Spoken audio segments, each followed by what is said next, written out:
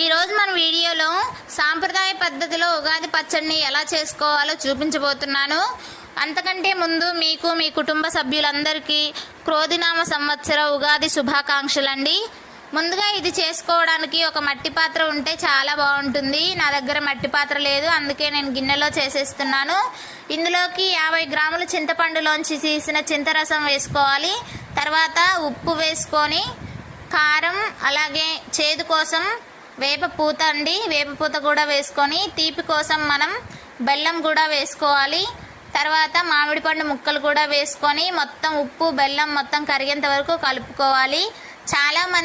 చాలా మంది తినేటప్పుడు కారం ఎక్కువగా తగిలితే ఆ సంవత్సరం అంతా కారంగా ఉంటుంది, చేదు ఎక్కువగా తగిలితే చేదుగా ఉంటుంది అంటుంటారు. అలా ఏమీ ఉండదండి. మీకు అలాంటి నమ్మకాలు ఏమన్నా ఉంటే బెల్లం కొంచెం ఎక్కువ వేసుకోండి, తీయగా ఉంటుంది.